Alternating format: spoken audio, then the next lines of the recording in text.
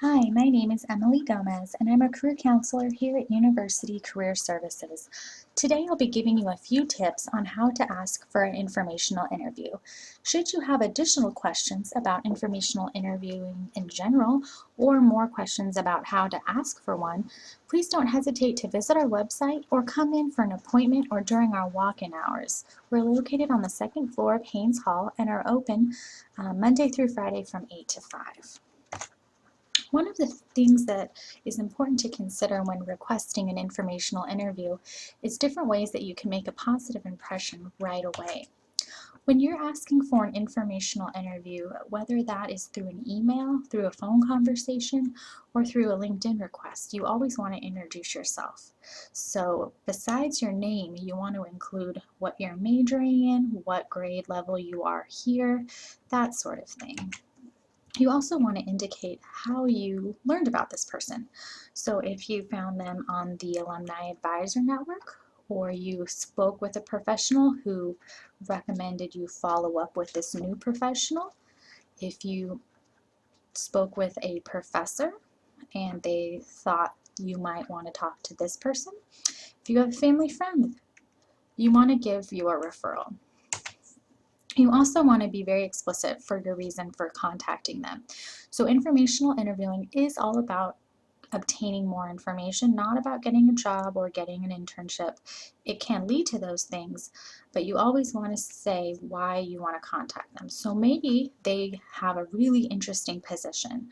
Maybe they're working for a company that you find very important and would be on your top 10 list.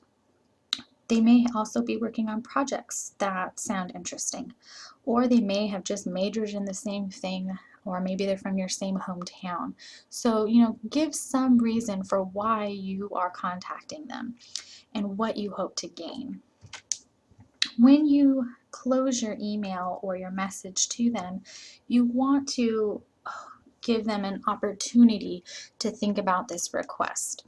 So you don't want to say, I look forward to hearing from you, and I hope we can talk on Friday from 10 to 12. That would be very unprofessional.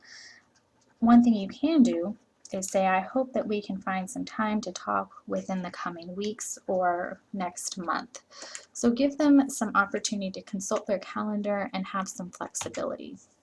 Additionally, you also want to thank them in advance for considering your request. These are very busy people. That's why you want to reach out to them because they're doing interesting things. So be considerate of their time. You're asking for 15 to 30 minutes and you're giving them the opportunity to consult their calendar. There are some things you want to avoid. So this sample email will give you a sense of what you don't want to do when you are contacting an individual for an informational interview. The first thing is the subject. This one is very non-specific and it almost looks like a spam email, so you want to be a little bit more specific. I'll show you another email that has more of the appropriate things to do. So number one, give more information about the informational interview in the subject. This email here is also kind of doing a lot of the things that we don't want students to do.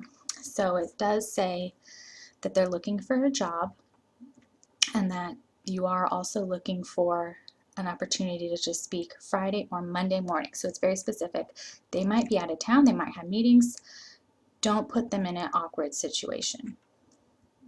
You also wouldn't want to just send a bunch of questions this way. It's not an assignment for them to type all of this stuff out. You want to have a conversation with them about these things. And finally, you just said thanks. A more appropriate would be sincerely, or thank you for your time, or I look forward to hearing from you, something along those lines. Here's an example of what's appropriate. So this subject gives a lot more information and hopefully would not get put into the spam or just deleted by the professional. And this other email here is a bit more appropriate because it gives them the opportunity to learn a little bit more about the student and that they're looking for information and not a job, and does not give any sense of, hey, I need to talk to you tomorrow or I need to talk to next week. It's very open. And they also say, sincerely, Joe Smith. So again, here's just a brief overview of how you can approach a professional for an informational interview. Again, don't hesitate to contact us if you need more help or want us to look over a potential invitation. Thanks for watching.